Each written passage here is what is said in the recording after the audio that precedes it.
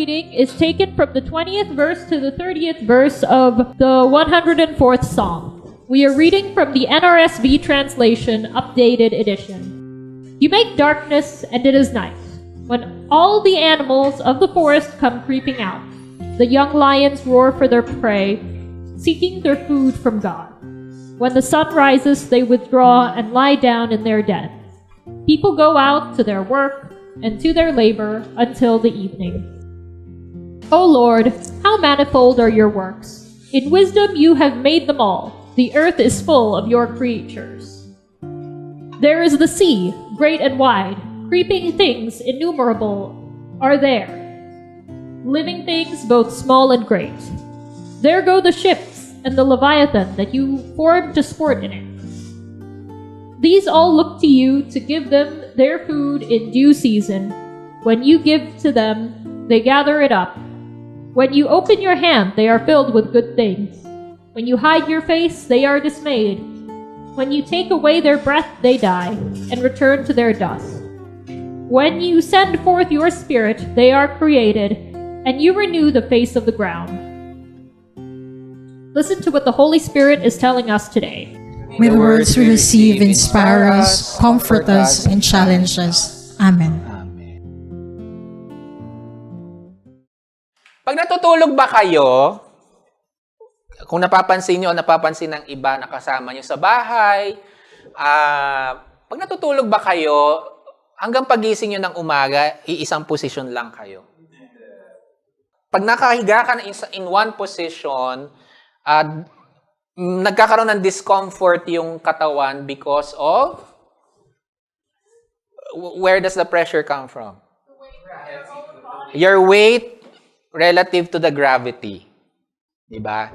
So, pag nakaisang side ka lang, nararamdaman mo na kaya ka may discomfort kasi yung hila ng gravity, yung bigat mo, yun yung discomfort doon. And therefore, your body needs to change a position, to move. No? You move to a change position. And if you stay in one position for a long time, your body will experience discomfort. May kinalaman daw ito, ayun sabi ko, may kinalaman ito sa gravity. And if you stay just one position in bed for several days or weeks, ano magkakaroon? Bed, or in layman's terms, bed sores. Diba? Sugat, magsusugat. Yung parte ng katawan mo na nasa ilalim. Diba? Magsusugat. So, change and movement are fundamental in the very fabric of existence and your body. Actually, change is existence itself. Gets natin? Existence per se is change, means change. Ulitin ko, change and movement are fundamental in the very fabric of existence. And I would argue that change is existence itself. No movement and no change, no existence. Labas tayo ng konti sa Kristyanismo. According to Gautama, the Buddha, change or impermanence is one of the three realities of life. So sa doktrina, hindi man doktrina, paniniwala, katuruan sa Budismo, one of the three fundamental truths or reality is change, or another word is impermanence, temporality, change. This reality observed by many peoples across different cultures and times have been a constant topic of existential inquiry. Or yung, ano bang meaning ng buhay? Ibig sabihin, existential. No? Usually, pag you reach 40, anong tawag dyan? Midlife crisis. Yan, existential question. Ano bang purpose ng buhay ko? Mas maaga. So, itong na-observe na kawalan, pagiging temporary ng lahat ng bagay at pagbabago-bago ng lahat ng bagay, this has been questioned and reflected on for thousands of years across different people, iba't ibang tao, iba't ibang lahi, magkakaibang kultura, magkakalayo ng mga tao, pero pare-parehong nag-iisip, pinag-iisipan, ano ba ito? Ano ba itong, bakit ang buhay ay walang kasiguraduhan? Bakit pa iba-iba? Bakit pa bago-bago? No? So, whether East or West, no, whether Chinese philosophy or Greek philosophy, pinagmumunihan nila ito. Sa Bible, sa ating Bible, sa Judeo-Christian Bible, ang pinaka-famous na chika about change is in Ecclesiastes, in the book of Ecclesiastes chapter 3. And begins with, ang sabi doon, for there is a time and a season for everything under heaven. Yun yung chika. There's a time to plant, there's a time to harvest, may ganyan. At nung wala akong mahanap na ibang Bible verse for the preaching today, munti ko na siyang gamitin. Ayoko actually siyang gamitin kasi mayroong part doon na there's a time to kill. Mayroon talagang oras para pumatay. Ano to? The Purge? Diba? Tapos may sa dulo merong there's a time to hate and a time to love. Parang di ako agree na merong panahon, may nakaset na panahon para mamuhi, magtanim ng galit o mapuot. Diba? So, hindi ko ginamit yung verse na ito. So, naghanap ako ng iba. At yun nga, yung nahanap ko sa I was thinking either this in Psalms 104, yung binasa kanina, or Genesis 1. Ano ba yung Genesis 1? In the beginning, God created the heavens and the earth. Ganyan. So, ginamit ko yung, dahil masyado nang familiar yung Genesis 1, so ginamit ko tong Psalms 104. A portion of it, mas mahaba pa yun. But basically, yung buong Psalms 104, parang another rendition of Genesis 1. It's about creation, God's creation. No? Pero kinuha ko yung portion doon that talks about, at parang medyo light bulb moment siya sa akin kasi sabi doon, God, you created darkness. Yung alam lang natin sa Genesis 1, light was the first creation. No? Pero sabi din ng sa Salmo, God created even darkness. Dami ko ng chika. Ayan. Adlib. Now, there are other places in the Bible that talks about change and impermanence. Isa yan, Psalms 104. Psalms 104 sings about God's wonderful creation. It says that God created darkness and evening. And when darkness and evening comes, pag dumating ang gabi, may mga animals, insects, there are creatures. Dito particularly, sabi yung lion, no? Who comes out to hunt and look for food. And then, when the sun rises and the light comes, there are certain animals na matutulog na. Night shift sila eh. So, matutulog na sila sa umaga. Nocturnal. They will retire. And then, the people, humans, will then come out to do their work. No? So this is another and better way of articulating the different times and seasons of life and creation. No, nilikha ng Diyos ang gabi at umaga at bawat oras in between.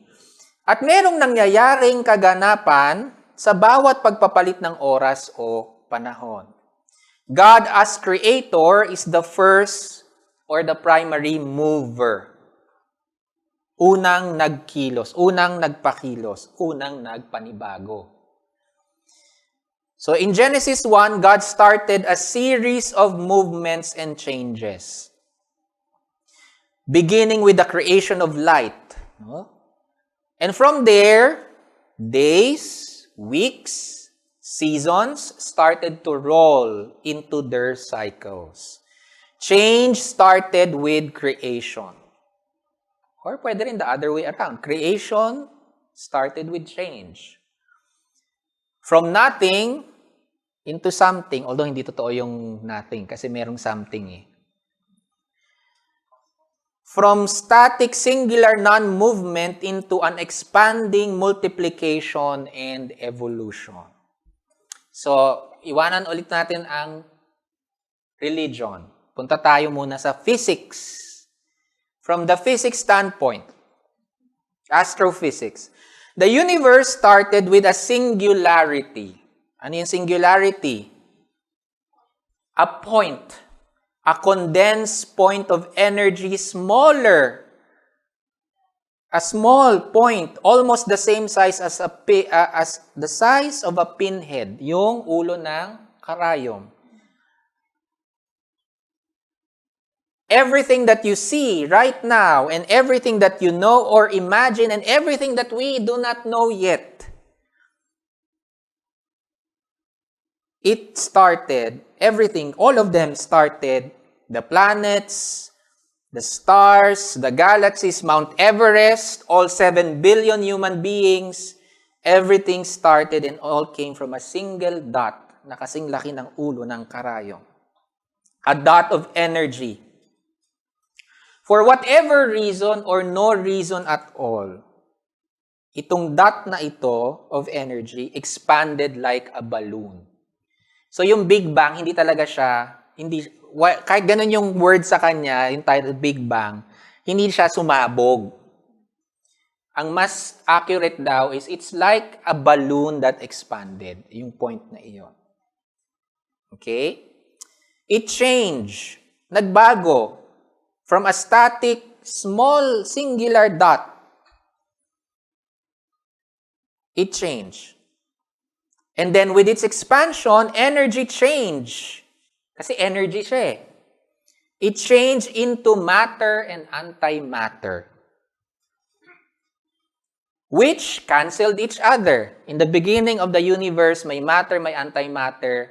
Kinakancel nila ang isa't isa. Until such time, matter ang nagwagi. Matter came into being.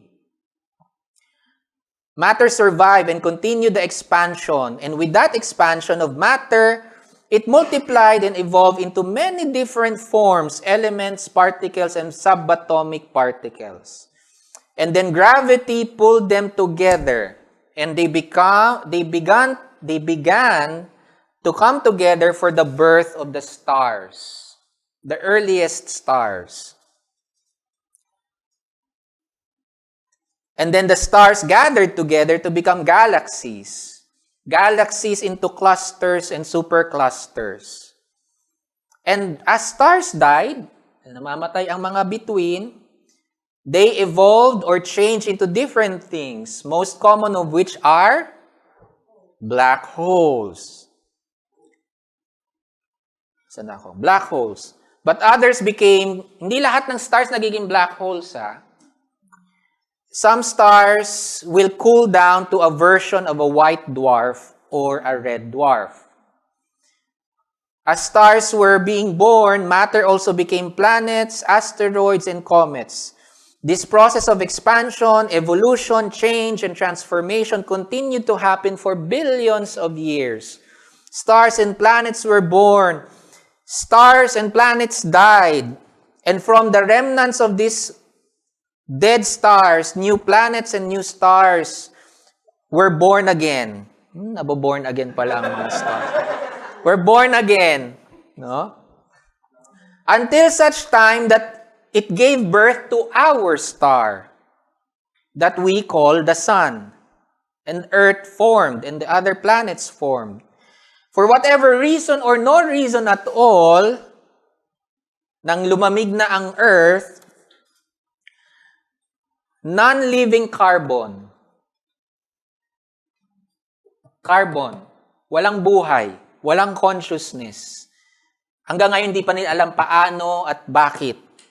Non-living carbon material became a single-cell carbon-based life. This single-cell life, may mga doktor tayo dito sa biologists eh. This single-cell life eventually expanded and evolved and changed into multicellular life. It then evolved further to become water-dwelling creatures. Isda ang nauna pala. Tama po ba? Tama. Isda ang nauna. And then sumunod ang itong mga isda, nag-start maglakad sa sa land and became reptiles. And later crawled into land as reptiles. And then reptiles into birds. Ang ibon pala ay nagmula sa reptiles. Ayan. And then all became dinosaurs of Jurassic Park. And then into mammals. And then into complex, intelligent, conscious life form that eventually called itself as humans. This is creation. A constant, a continuation of change. From a biological standpoint, according to an article by Scientific America, that the human body, ang katawan ninyo, katawan natin, gets replaced. 1 billion cells every day are replaced. Every single day, 1 billion cells in your body are changed and replaced to a new cell. And sabi doon, approximately 80 to 100 days, a little over 3 months, your body is a totally new body. You are not the same body person every 3 months or so. So quarterly, Parang mas lumaki. nagpapalit anyo tayo. No? Ayan, kada 3 buwan, nagpapalit katawan ka akla. Nagpapalit anyo without even realizing it. Kahit wala kang gawin. Ngayon, bakit, Pastor, may pa-review ng science? No, this is to remind you that both religiously and scientifically, that change is fundamental in existence. Existence itself is change. Creation is an act of change. Creation requires itself to be impermanent in relation to change. Change is built into the universe and it is built into your own bodily system, whether you're aware of it and whether you do not like it. Change is around us, in us, and we are here because of change. Change in and of itself is fundamentally good. That's another reminder. If creation and existence is change, at least in my Christian interpretation, therefore, change is fundamentally good. Even when sometimes we think or feel that it is bad, uncomfortable, or scary. The best thing about change and impermanence, unlike natural forces, humans, tayo, have the power to effect change and to determine the change that humans want, that we want for ourselves. Ang problema, palaging track and change ang ginagawa ng marami sa atin, no? At ng lipunan. A charter. The problem is not change. Oh, sabi, the problem is not change. The problem is the politician. Charot.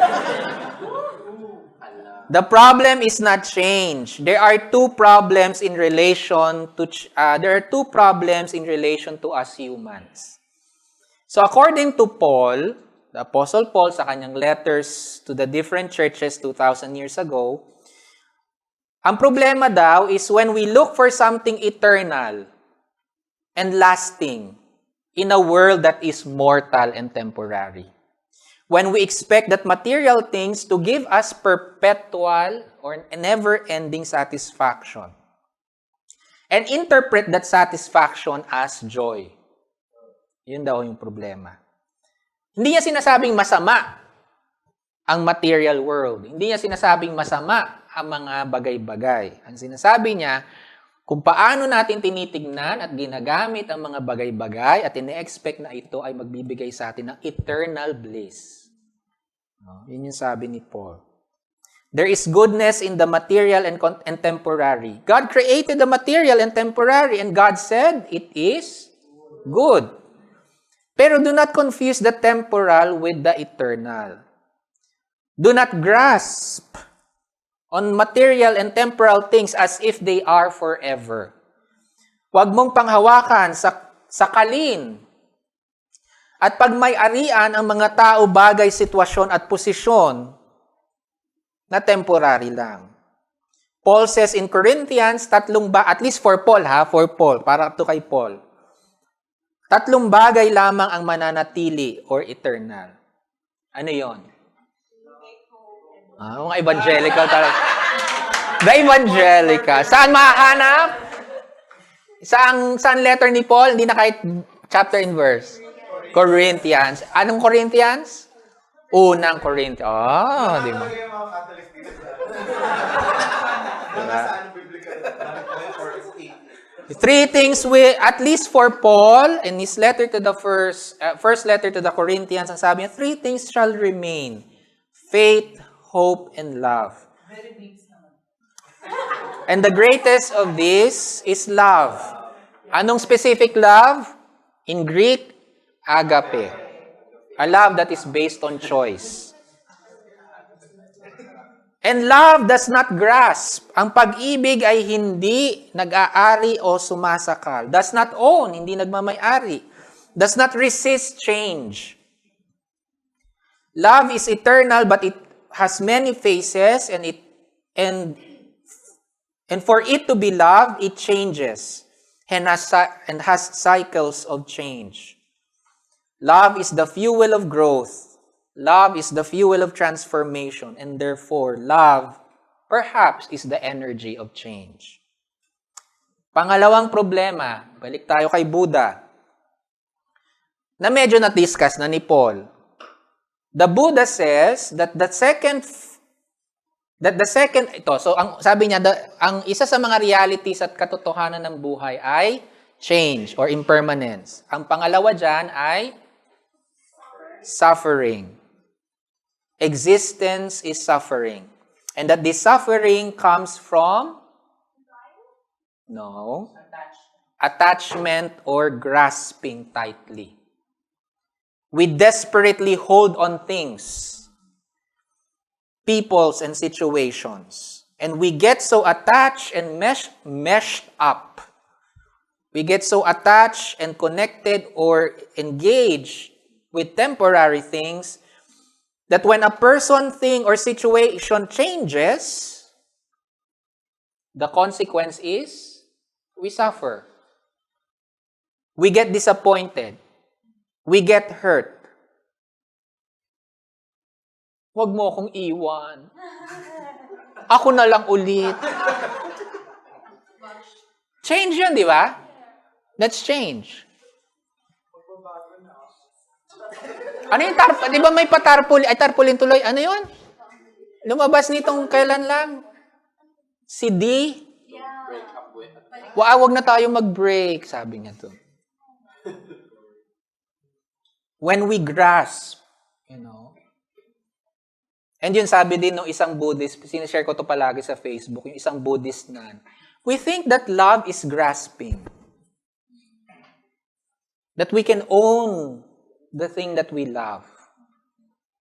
And that's when we suffer. Sabi niya. Because true love never grasps.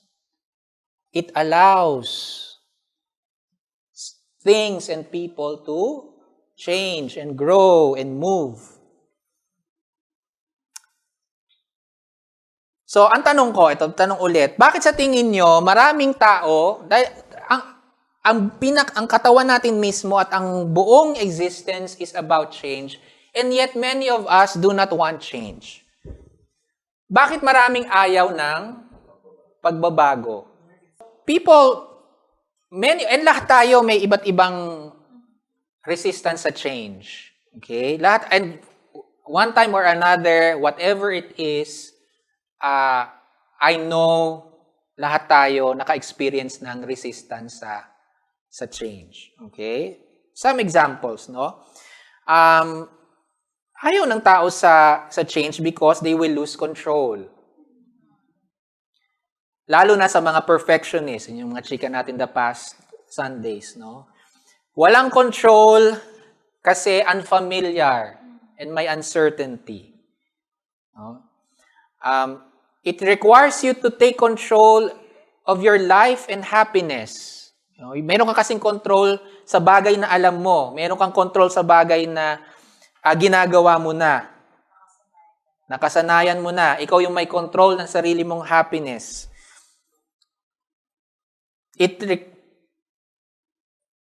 Change also requires freedom. May mga pagbabago na nagtutulak sa'yo na maging mas malaya, pero ang kalayaan ay nangangahulugang may sariling responsibilidad. Diba? Gusto ko maging independent, sa mga younger people. Gusto ko umalis sa bahay, maging independent. Hindi mo na-realize, ikaw gagawa ng lahat ng bahay. Ikaw maglalaba, maglilinis, everything. Diba? So, freedom is also equals responsibility. Kaya pala kaya yung isa kong kapatid, kahit ang layo-layo ng work niya, at ang laki-laki ng sweldo niya, kasi IT siya ayaw niyang umalis sa bahay namin.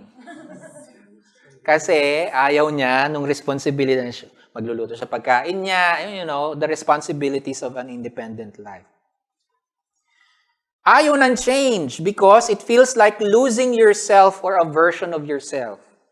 Tama? Losing yourself. Losing a partner can feel like losing yourself. Kaya ayaw mawala yung partner. Kahit yung partner, takwil na sa'yo. Diba? O talagang sumakabilang buhay na. Sumakabilang buhay. Tama. Sumakabilang buhay at sumakabilang bahay. Sige na, kahit dito ka na lang tuwing Tuesday lang.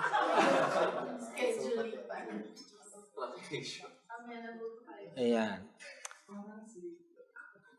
Hindi mo pagmamay-ari ang jowa mo. Hindi mo pwedeng ipilit ang mga bagay na gusto mo sa kanya. Everything is merely an agreement. A relationship, sinasabi ito sa kasal tuwing counseling. Alam niyo ni Maris at ni Mikay.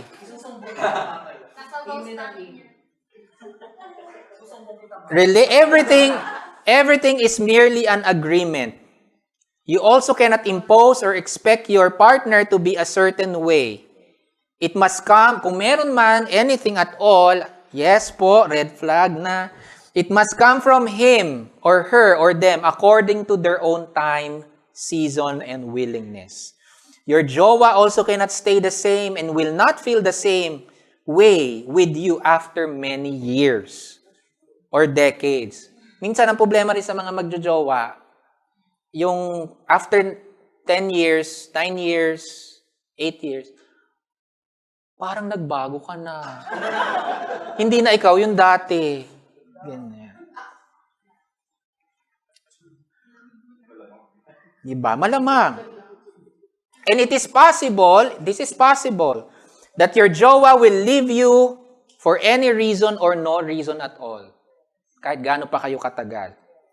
It is possible also, yung kaninang sabi ko, sumakabilang po, it is also possible that your jowa can die anytime. Kunin na ni Lord. Walang kasiguraduhan People do not want change. Kung tayo sa ibang topic, it requires a lot of effort, sabi ni Joms. Marami sa atin, lalo namang tumatanda na ayaw na ng change kasi ayaw ng umeffort. Nakakapagod na. Ang mga tita mo, pagod na. Nabanggit din kanina, ayaw ng change because it requires changing the way you do things. Diba? It requires living and working with new people who are flawed and imperfect. Change, sometimes in some situations, will require you to live and work with people who are imperfect. Na nakakainis. Whether trabaho yan, sa pamilya yan, sa simbahan yan, o saan man yan. Change also means not working with the people you feel most comfortable working with. Kasi may change, hindi naman yung may bagong tao. Mayroong change na sa ibang tao ka naman makikipag-trabaho. Komportable ka na makipag-work sa mga itong gusto mo, yung mga taong gusto mo. Lilipat ka sa panibagong tao na hindi mo masyadong kilala. Change is not the problem. Change is not evil. Ang pagbabago, bagaman minsan ito ay hindi komportable o walang kasiguraduhan, hindi ito ang problema at hindi ito masama. Ang problema ay pag hindi natin niyayakap at tinatanggap ang katotohanan at realidad ng pagbabago. At hindi natin ginagamit ito para sa ating ikabubuti. In many leadership and life coaching chikas sa mga YouTube, change is always the place or the phase of opportunity. At hindi ka pwedeng maging leader kung hindi ka willing sa change. Change, good or bad, can be a turning point for growth and learning.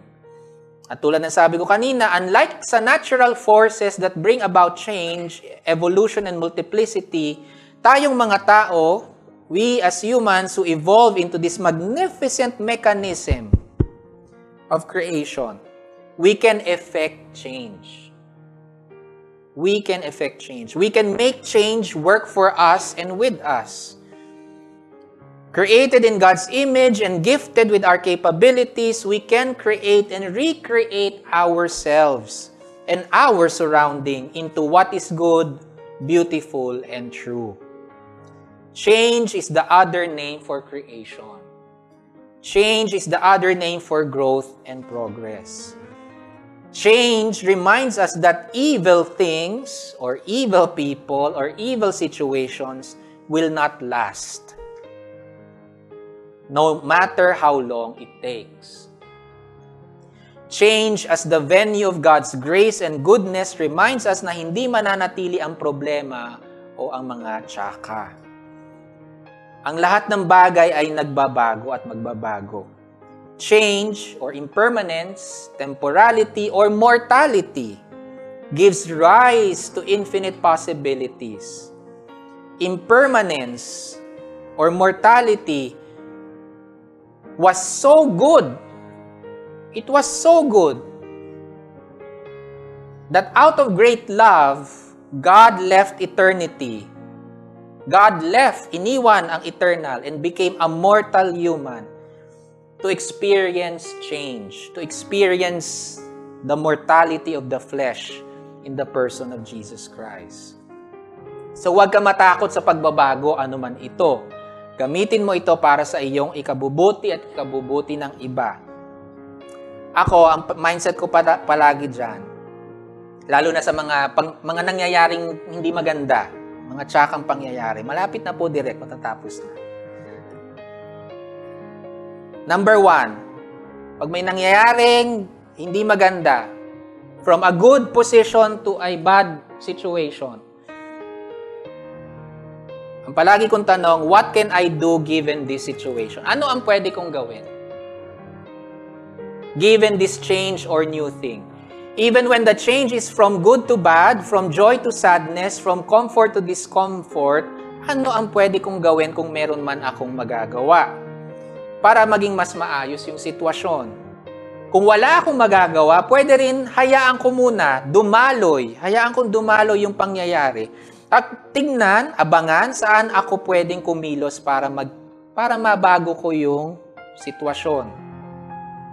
Pangalawa, palagi kong tinatanong, pag may mga hindi magandang nangyayari, ano ang pwede kong matutunan sa pangyayaring ito? Ano tinuturo sa akin ang sitwasyon na ito? Tsaka man ito, what can I learn from this? Iniwan ako ng jowa ko, what can I learn from this? Ako yung, bagit ko ito ilang beses, di ba? 11 jowa na ako nagkaroon. 11 exes. O hindi, 10. Pang 11 pala si Lawrence. No? Ang palagi kong tanong sa sarili ko noon, siyempre, iiyak ako, sasaktan ako, magmumura ako, maglalasing ako. Pero afterwards, ang tanong ko sa sarili, ano bang tinuro sa akin nung relasyon namin at nung pagtatapos ng relasyon namin? Always ask yourself. Kasi, mga chika nga, maybe this is preparing you for the right one. Hechos. Diba? Tanungin natin ang ating sarili natin, nasaan ba ang problema? Ako ba ang problema? Siya ba ang problema? O baka wala naman sa amin ang problema? Baka talagang hindi lang nagwo-work yung relationship. Or maybe it is really time to part ways. Ito na, closing na. Though change can be scary and uncomfortable, welcome it and allow it to flow in your life. God's grace, ang grasya ng Diyos, flows with the change. It is an act of creation. Change is exactly the doorway towards grace and blessing. Nasa pagbabago ang pagpapala at grasya ng Diyos. Nasa pagbabago ang kalayaan at bagong buhay. Nasa pagbabago ang panibagong pag-asa. Impermanence or change is existence itself, whether you like it or not. Do not resist it, but rather welcome it and see it how it can work for your benefit or can teach you something. God's grace and power will meet you, will encounter you there only if you are willing. I end this preaching with the verse, the end verse of our reading today from Psalm 104. When you send forth your spirit, they are created, and you renew, pinagpapanibago mo, you renew the face of the ground. So hold on to God's promise that God always creates something new, beautiful, and true. And I thank you.